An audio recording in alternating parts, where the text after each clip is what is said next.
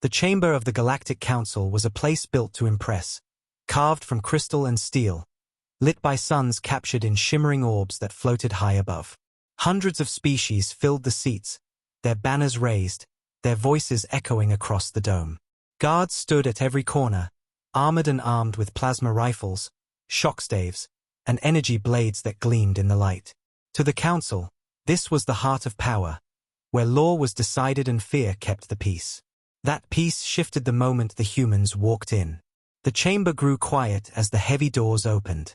The human envoys entered with calm faces, their footsteps steady, their eyes scanning the hall as if measuring its weight. Behind them followed their guards, tall, broad-shouldered, their uniforms plain and unmarked. But something was missing. They carried no weapons. No blades strapped to their sides, no rifles across their backs, not even the smallest tool of defense. Their hands swung loose at their sides, empty and steady. The silence that followed was sharp, broken by whispers that spread like wildfire among the alien rows. "Where are their weapons?" hissed a scaled delegate from the East Gallery. "Are they mocking us?" asked another, her many eyes narrowing. Some laughed openly, a harsh sound that cut across the chamber. "Weakness," one sneered.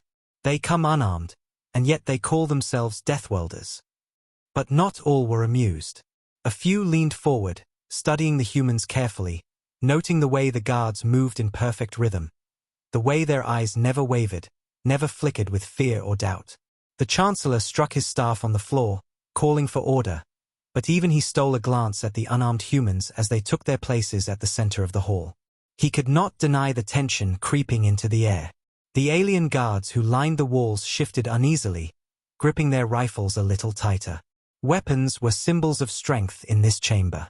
To come without them was either arrogance beyond reason, or a message too dangerous to ignore.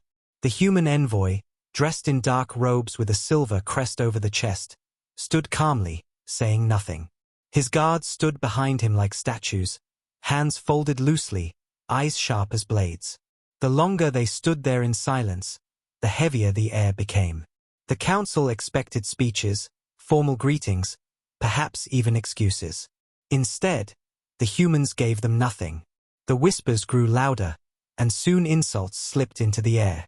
They come to beg, yet they send naked guards. Perhaps they have no weapons left. Or perhaps they are fools who do not understand the danger of this chamber. Every word was meant to humiliate, but still the human guards did not move. They did not blink or shift their weight. Their stillness unsettled even those who mocked them. A guard with empty hands should look vulnerable, but these humans looked anything but. Their posture carried weight, as if the weapons they lacked were unnecessary. One alien officer, standing near the dais with a gleaming energy blade at his side, scowled deeply. His species valued strength above all things, and to see unarmed guards in the most powerful chamber of the galaxy was an insult he could not bear. "Chancellor," he barked, his voice carrying over the crowd, "how can we allow such mockery? If they will not arm their guards, then perhaps they should leave them outside." His words drew murmurs of agreement, but also unease. The Chancellor turned his gaze to the humans, waiting for an answer. But the envoy only bowed his head politely, then raised it again with the same calm face. He said nothing. The guards behind him did not move. The silence pressed harder. It was no longer the silence of humility. It was not the silence of fear. It was something else, something colder. It was the silence of a predator that does not need to roar. Many in the chamber felt a chill run down their spines, though they did not admit it aloud. The officer who had spoken clenched his fist, his blade humming as he powered it up. He expected a reaction. He wanted to see them flinch. But the human guards only watched him, their eyes unblinking, their hands still empty. The laughter in the chamber died down, replaced with an edge of doubt. Delegates shifted in their seats, glancing nervously at one another. No one could say why, but the unarmed humans seemed far more dangerous than the armies of guards bristling with weapons around the hall. Their silence weighed heavier than steel, heavier than any blade. For the first time in many years, the Galactic Council felt something it thought it had erased from its chamber long ago. They felt fear. The whispers did not die when the Chancellor struck his staff again. If anything, they grew sharper, carried like sparks on dry air. Delegates leaned toward each other, speaking in hushed tones that carried across the vast hall. Arrogance, one spat, his mandibles clicking. Fools, muttered another, his scaled fingers tightening around the edge of his desk. Yet beneath the sneers and the insults, a different current moved, quieter, harder to see. It was unease. For every alien who laughed at the unarmed humans, there was another who shifted uncomfortably, eyes fixed on the calm faces of the guards. Weapons had always been symbols of authority in the council chamber. To carry them was expected. To carry none at all was unthinkable. And yet, these humans stood with empty hands, shoulders straight, gazes steady, as if daring the galaxy to question them. The officer with the energy blade, insulted beyond measure, stepped forward from his post. His armor clinked, polished to a shine, his blade buzzing low and dangerous. The chamber's attention swung toward him. "We cannot allow this," he growled, his voice echoing against the crystal dome. "It is not tradition. It is not respect. It is mockery. If their guards refuse to carry weapons, then let them prove they are fit to stand here." His words struck like a hammer, and a ripple of approval moved through the more militant delegates. Some clapped their claws, others thumped the floor with heavy feet. But the human guards did not respond. They did not even glance at one another. Their silence was louder than the officer's threat. The Chancellor hesitated, his staff trembling slightly in his hand. He looked to the humans, searching for words, for any sign of defense. The human envoy stepped forward calmly, his robe flowing with each quiet movement. His voice was soft, almost too soft for the vast chamber, but every being heard it. "Our guards are unarmed," he said, "because they do not need weapons. Nothing more, nothing less." Then he fell silent again. The words hung in the air like smoke. For a moment, the chamber was stunned into quiet. Then laughter erupted from many corners, cruel and mocking. "Do not need weapons?" one delegate howled, pounding the table with his scaled fist. "Do you think your hands can stop plasma?" Another scoffed, his feathered crest trembling with amusement. "The humans bluff. They hide their weakness behind riddles." The officer with the blade took the envoy's words as a challenge. He stepped into the circle at the center of the hall, raising his humming weapon high. "Then let us see what these empty hands can do." He gestured to one of the human guards, a tall figure with close-cropped hair and eyes sharp as broken glass. For the first time since entering the chamber, the guard moved. He stepped forward, unhurried, his boots striking the floor with a sound that echoed louder than the weapon's hum. He entered the circle, facing the officer, hands loose at his sides. No armor, no shield, no weapon. Just flesh and bone. The chamber held its breath. Some leaned forward eagerly, expecting a swift humiliation. Others leaned back, uneasy at the calmness of the human. The officer lunged without warning, his blade slicing through the air in a blur of light. Gasps filled the hall as the human sidestepped in one fluid motion, his hands snapping forward like lightning. In less than a heartbeat, the officer's blade was gone, torn from his grasp, clattering across the floor. Before he could react, the human guard twisted, using nothing but leverage and speed, and the officer was face down on the crystal floor, his armor unpinned behind his back with casual precision. The chamber erupted in shock. Some shouted in anger, others in disbelief, but most simply sat frozen, their eyes wide. They had seen soldiers fight before, duels with weapons, contests of strength. But this was different. The human had moved like water, fast, silent, efficient. No wasted effort, no show of power, only control. The officer struggled, snarling, his armor scraping against the crystal. But the human's grip was iron, and the more he struggled, the deeper the hold became.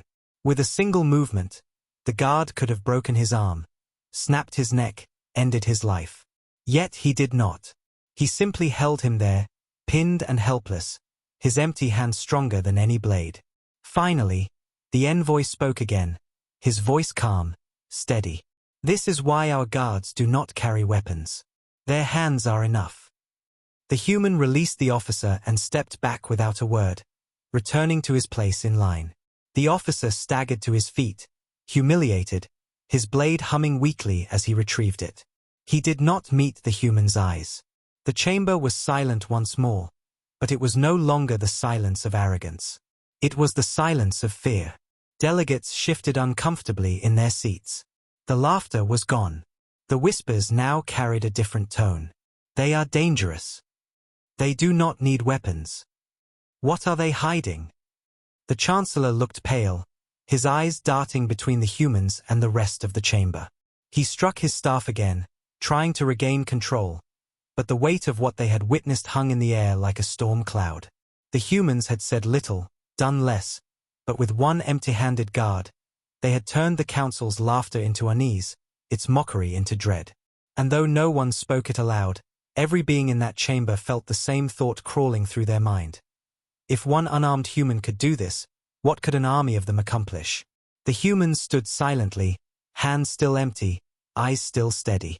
Their silence was not weakness. It was power, and the Council could feel it pressing down on them, heavier than steel. The chamber still trembled with the weight of what had just happened. The alien officer had returned to his place in shame, his weapon humming faintly, his pride shattered on the crystal floor. Delegates shifted in their seats, their voices hushed now, no longer mocking, no longer bold. The human guards stood in perfect stillness once again, their hands empty yet more terrifying than the armies of soldiers armed to the teeth who lined the chamber walls. The silence they carried was like a storm hidden behind a calm sky, and everyone could feel it pressing against their skin. But pride dies slowly in a hall filled with rulers. Another delegate, a tall creature with skin like bronze plates, rose from his seat, his voice booming. That was trickery, he declared, though even he avoided looking directly at the humans. One officer caught by surprise means nothing. Strength is shown in true combat, not in games. Murmurs followed. Some nodded quickly, clinging to the thought that the display they had seen could be dismissed, explained away. Others remained silent, their eyes fixed on the humans with unease. The Chancellor, weary and pale, asked what this delegate proposed. The answer came quickly, a demonstration, a proper test of strength that could not be denied. The floor of the chamber shifted at the Chancellor's command.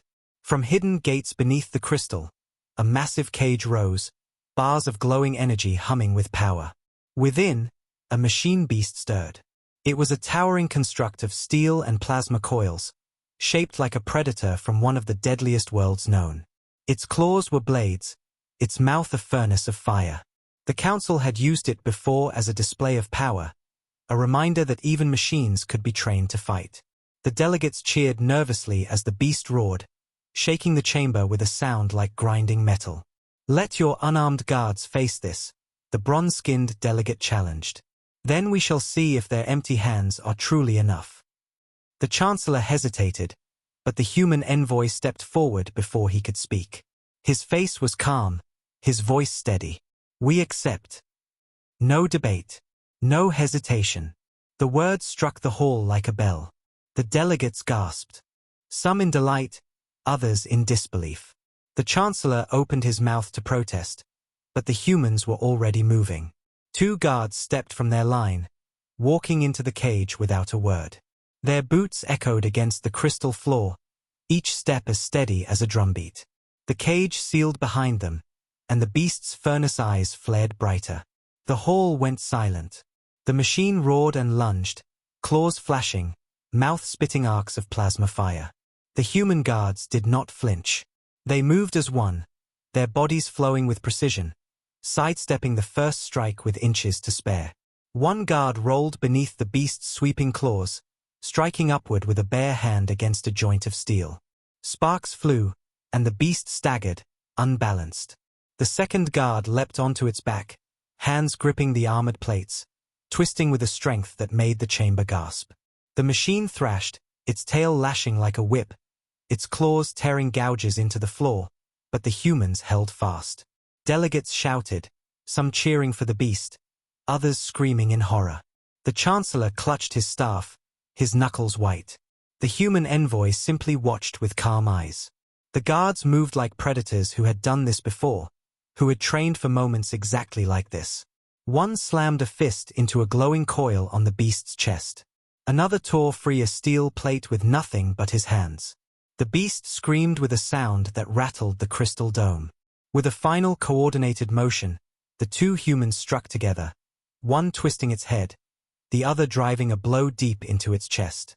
The machine collapsed with a shriek of tearing metal, sparks raining down as its power core flickered and died.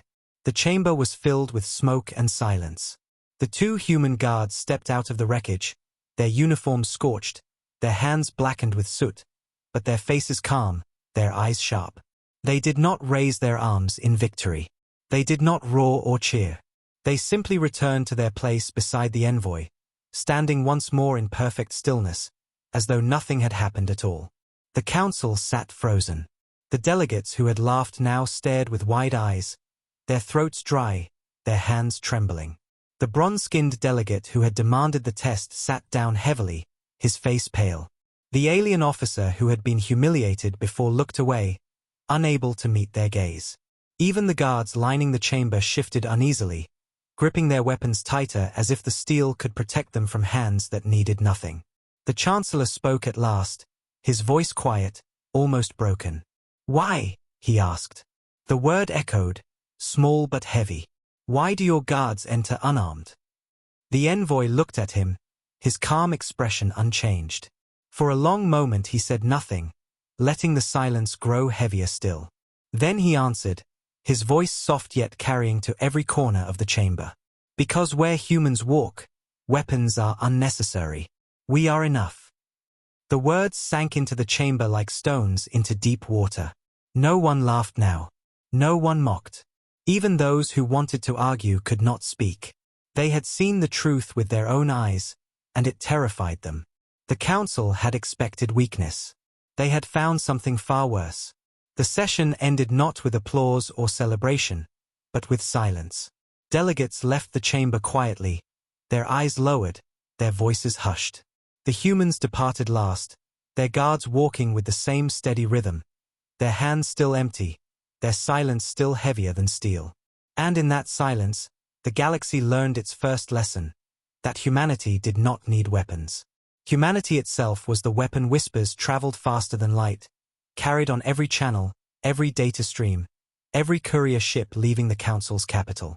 What had happened inside the chamber could not be hidden, no matter how much the Chancellor ordered silence. Delegates returned to their homeworlds with trembling voices, unable to keep the truth inside. The humans brought guards with no weapons, they said, and yet those guards tore apart a war beast designed to fight armies. The words spread like fire across dry grass, growing larger with each telling. Some said the guards fought with the strength of titans, that their bare hands could shatter steel, that their eyes glowed with fire. Others whispered darker rumors, claiming the guards were not men at all but ancient predators wearing human skin. The truth was already enough, but fear twisted it into legend before the week was out. On distant colonies, soldiers gathered in mess halls to replay stolen feeds of the demonstration. They watched the two humans step into the cage, watched them move with inhuman calm, watched them dismantle the beast with nothing but hands and precision. The recordings always ended the same way, with the guards stepping back into stillness, their silence more terrifying than their strength.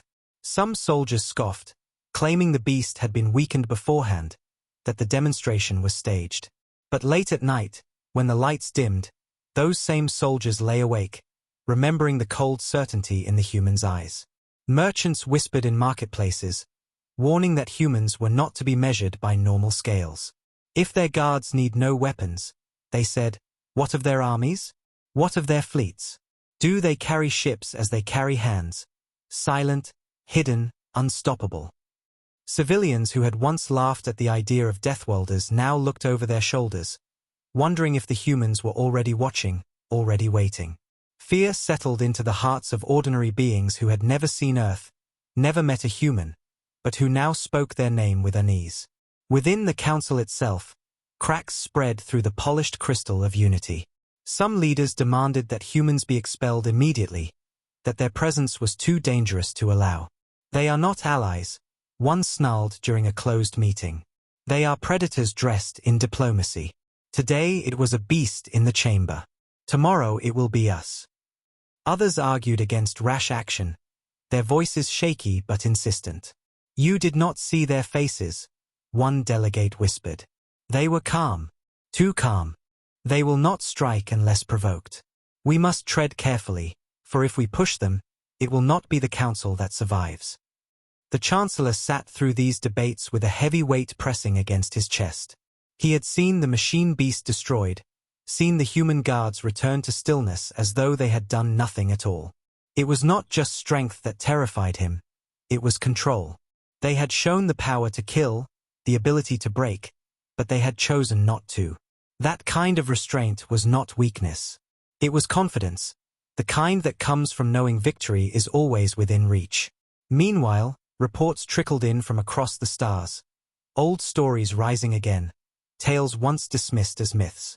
Traders spoke of humans who walked unarmed into war zones and returned alive while armies perished. Explorers whispered of human settlers who tamed lands where no other species could breathe. Lands filled with storms and beasts that killed anything softer than steel.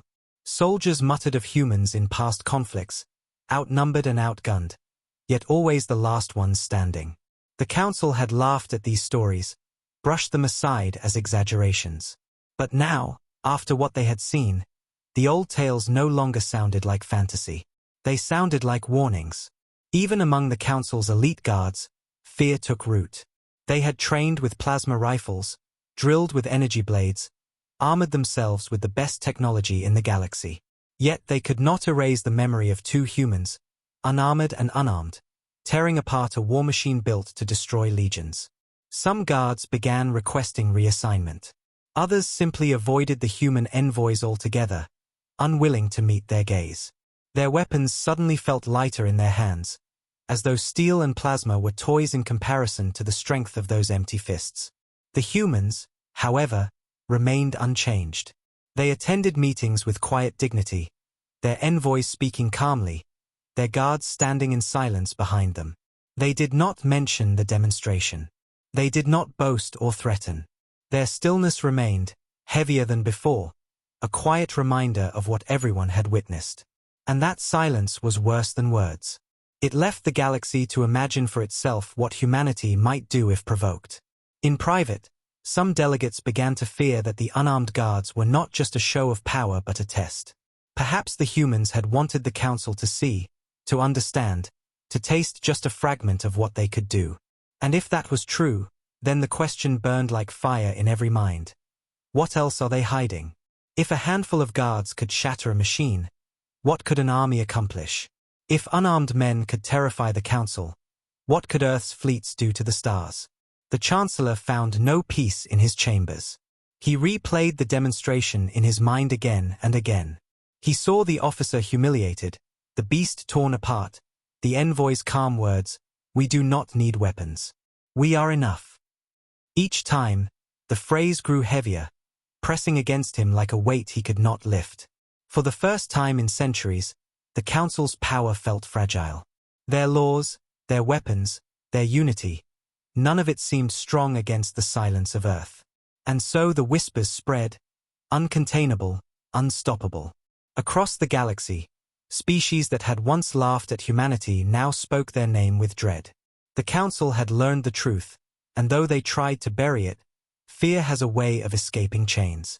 Everywhere the story was told, one truth echoed louder than all others.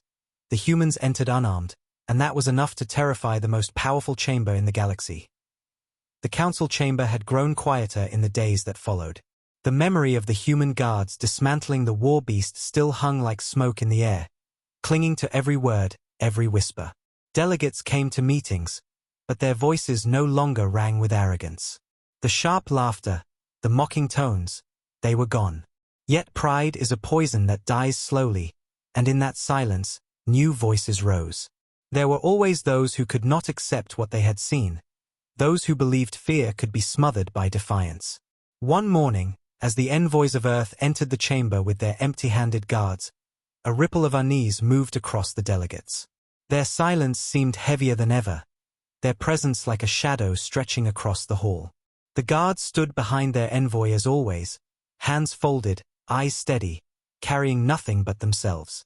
Many lowered their gaze, unwilling to meet their eyes. But one delegate stood tall, his crest of spines raised, his golden armor gleaming under the chamber lights. He belonged to a warrior species known for its cruelty, a race that had built its reputation on breaking slaves and crushing rivals in gladiator pits. His name was spoken with fear in the colonies. Today, he intended to show the galaxy that humanity's fearsome reputation was nothing more than smoke. He rose from his seat, his voice booming across the crystal walls. This farce has gone on long enough.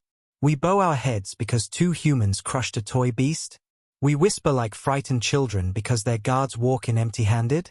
This council is a place of law and power, not superstition. His words struck a chord with others who clung to pride. Murmurs of agreement rippled across the rows, but most remained silent, their eyes fixed nervously on the human envoy. The warrior delegate stepped into the center circle, his boots pounding against the floor like war drums.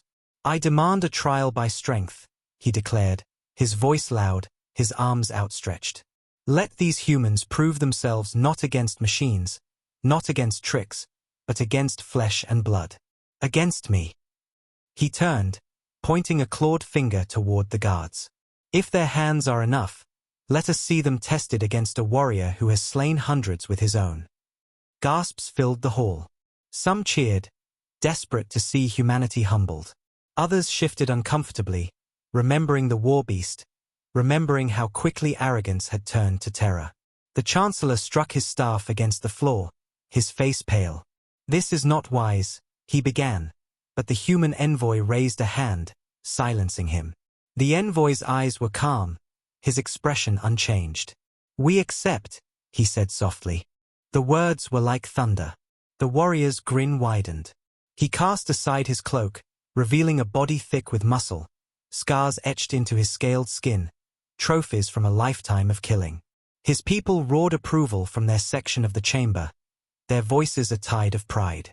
The council guards formed a circle around the floor, weapons at the ready, though none dared intervene. One of the human guards stepped forward, tall and lean, his face unreadable. He entered the circle without hesitation, his hands still empty. The duel began with a roar. The warrior lunged, claws flashing, his movements fueled by fury and pride. He struck with the force of a storm, his arms swinging in deadly arcs. The human moved like water, smooth and precise, each strike slipping past him by inches. He did not lash out immediately. He waited. He watched. Every motion was measured, every step deliberate.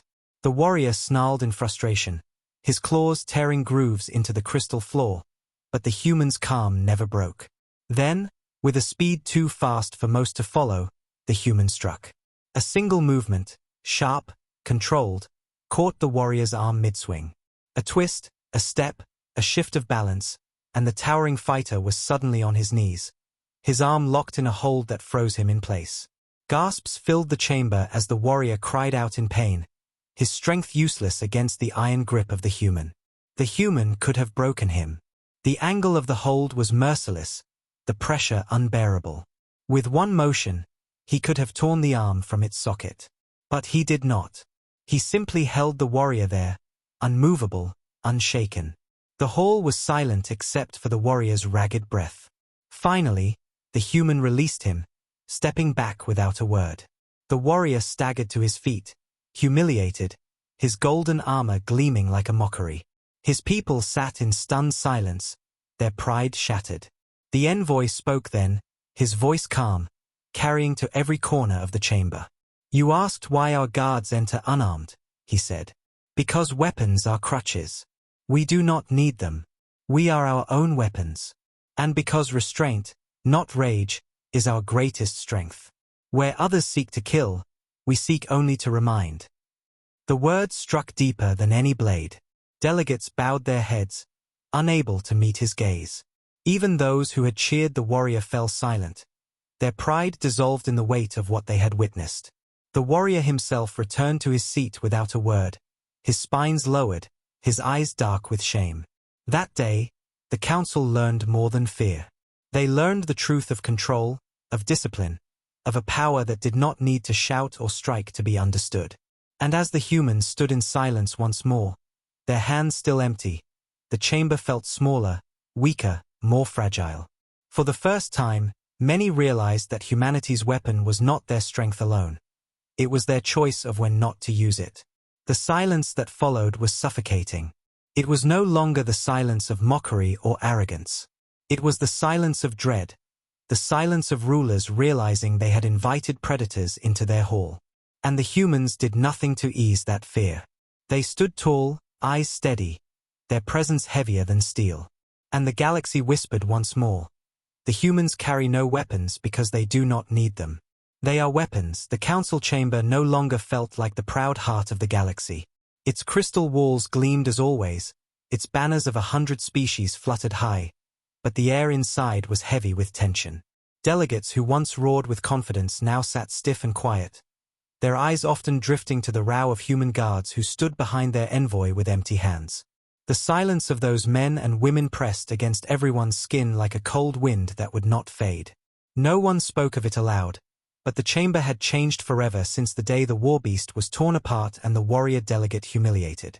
Whispers filled the halls beyond the chamber. Rumors spread across the galaxy like shadow fire, impossible to contain. In mess halls of distant fleets, soldiers spoke nervously of humans who could snap steel with their bare hands. Merchants told stories in markets of guards who fought like storms, who never carried weapons because they were weapons.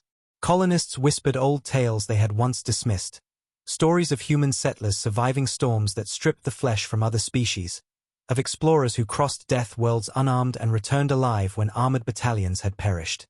The stories were not new, but now they carried the weight of truth. Within the chamber, factions began to form.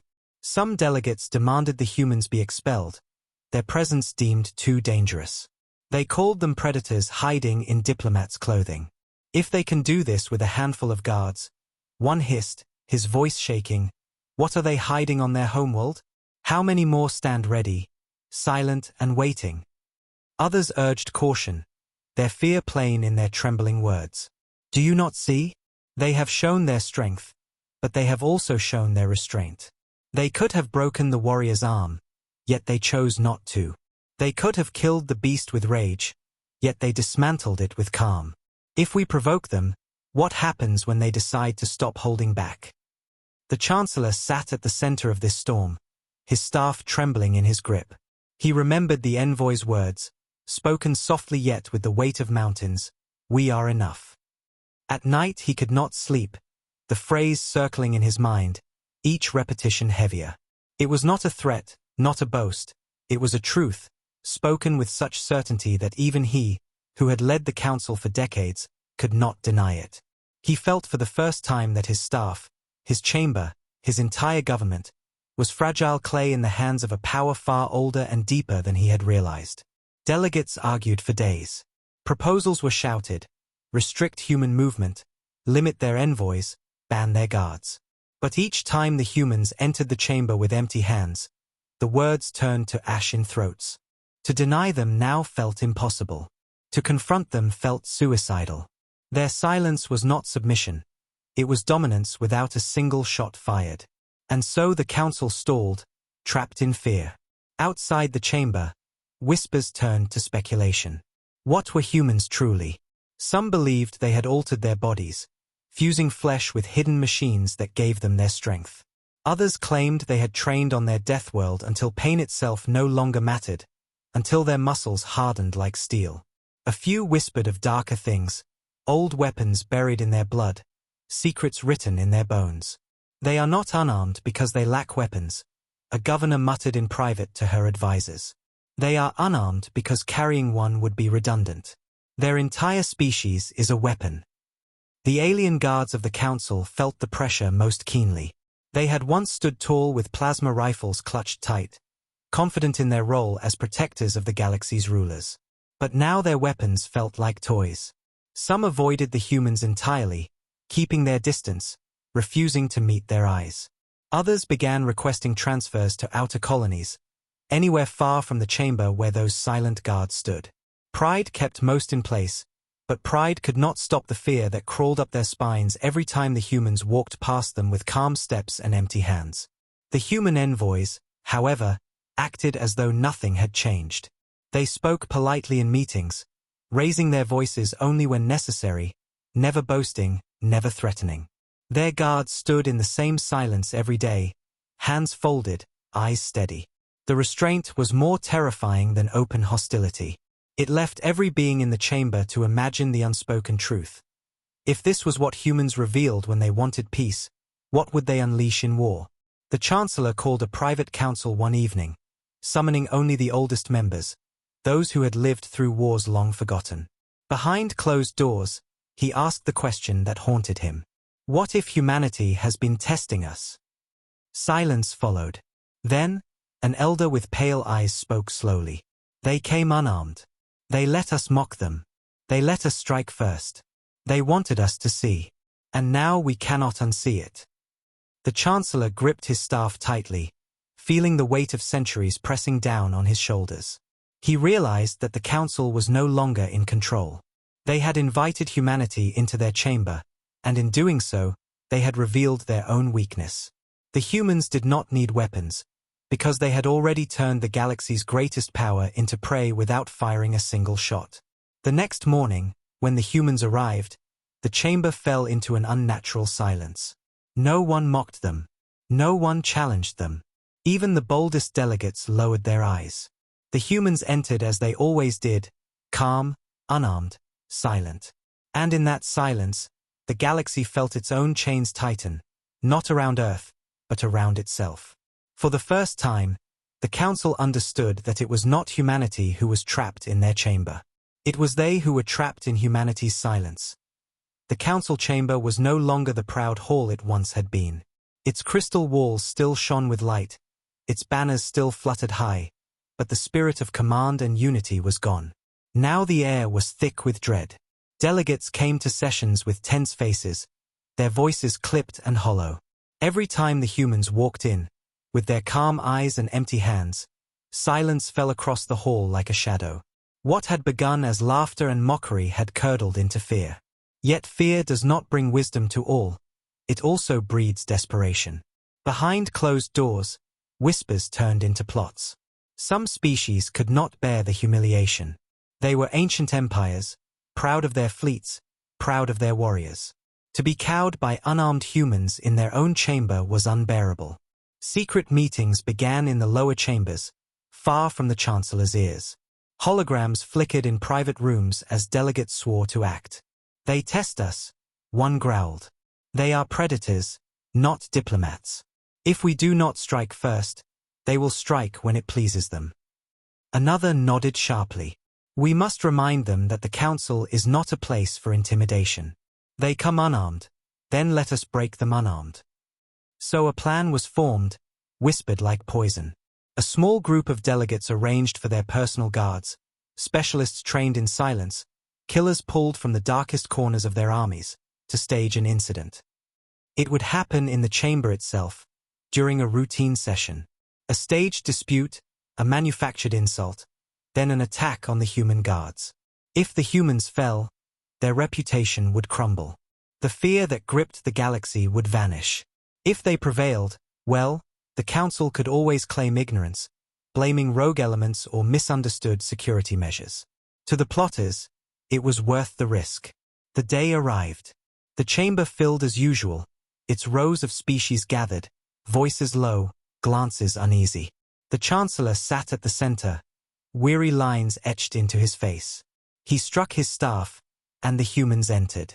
As always, their envoy walked calmly, his expression unreadable, and behind him came the guards, tall, silent, their hands empty.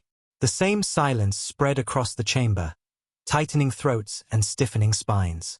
The plotters exchanged glances. The time had come. The first step was subtle. A delegate from the warrior clans rose, his crest raised high, his voice loud. We demand answers, he thundered, pretending outrage. We demand to know what weapons humans hide in their skin, what poisons they keep in their blood. No species should be allowed to threaten this council with silence alone. The words were bait, and the chamber stirred nervously. The human envoy inclined his head politely, but said nothing. His guards did not move. Their stillness was more unnerving than shouting. The next step came quickly. The warrior delegate's guards moved forward, their weapons hidden in the folds of ceremonial cloaks. In a blink, the chamber erupted. The assassins leapt into the circle, energy blades flashing to life, aimed directly at the human guards. Gasps filled the air, chairs scraped, the chancellor rose in horror, but it was already too late. The human guards moved. No one in the chamber could follow their speed. Empty hands blurred into strikes sharper than blades. The first assassin was caught mid-lunge, his blade torn from his grip and his body hurled against the crystal wall with a sickening crack. The second was disarmed before his weapon even cleared the cloak, his throat pinned beneath a human knee, his struggles ending in silence. The third and fourth came together, but their blades met only air as the humans twisted aside, striking with fists and elbows that shattered armor and bone. The entire assault ended in heartbeats. Where 4 trained killers had leapt in with lethal precision, now only broken bodies lay scattered on the floor. The chamber fell into chaos. Delegates screamed, some rising to flee, others frozen in shock. Council guards leveled their rifles but hesitated, fear locking their fingers. The human guards returned to their positions as though nothing had happened, their hands once again empty, their eyes calm. The envoy did not raise his voice. He simply looked across the chamber, his expression unreadable. The silence that followed was unbearable. Finally, the chancellor spoke, his voice trembling. "Who dares bring murder into this chamber?" His eyes darted across the rows, searching, accusing. The plotters sank lower in their seats, their pride turned to terror. They had thought to trap the humans, to expose them as frauds, but instead they had exposed themselves. The assassins were dead, and the humans had not even broken stride. The envoy spoke at last, his words soft but cutting through the chamber like a blade. "You wonder why we do not carry weapons," he said. "This is why. Because when danger comes, our hands are enough. And because we need no steel to remind you of the truth, you cannot chain what was born unchained." No one replied. No one dared. The plotters hid their faces, their schemes turned to ash. The rest of the chamber bowed their heads, unable to meet the humans' gaze. The assassins' bodies were dragged away in silence, their blood a stain on the council's pride. And once again, the humans left as they had entered, calm, unarmed, untouchable. But the damage was done. The galaxy now knew the truth. It had not been rumor or myth or staged display. It had been witnessed by the entire council. Humans, unarmed, standing against blades and winning without effort. Fear turned into certainty. The whispers no longer asked if humanity was dangerous. They asked something far darker. How dangerous are they really? And in the silence that followed, the council realized that their own desperation had only deepened the terror. They had tried to break the humans. Instead, they had proved to the galaxy that humanity did not need weapons to break them. The chamber of the Galactic Council no longer felt like a place of law and unity. It felt like a prison of fear. The crystal walls that once reflected pride now seemed to trap the delegates in a cage with the very predators they had mocked. Every session began in silence and ended in silence, the weight of human presence pressing down like chains. The assassination attempt had shattered the last illusion of control. The images of unarmed human guards dismantling trained killers had been broadcast across the galaxy before the council could stop it. Now every species knew the truth. Humans carried no weapons because they did not need them. The galaxy trembled with that truth. On far colonies, governors locked their doors at night, remembering the calm faces of the guards. Soldiers in frontier outposts refused to speak the word human aloud, fearing it might summon them. Merchants whispered in their markets that trade routes near Earth should be avoided, that even the shadows of its ships could end fleets. Civilizations that had once laughed at humanity's death world title now spoke it with reverence, almost like prayer. And still, the humans remained silent. In the chamber itself, the cracks within the council widened into gaping wounds. Delegates argued in frantic tones. Some demanded that the humans be expelled, fearing what their presence meant. Others, pale and shaking, begged to surrender to Earth completely, to offer tribute before it was too late. "We must not provoke them further," cried one, his eyes wide. "They hold back. Can't you see? They always hold back." But the proud still clung to denial, though their voices trembled. If they wished to conquer us, they would have done so already. Their silence is a bluff. Yet even as they said it, their hands shook, and their eyes darted nervously to the humans who stood motionless in the center of the hall. The Chancellor, once a pillar of authority, now looked like a broken man. His staff trembled each time it struck the floor.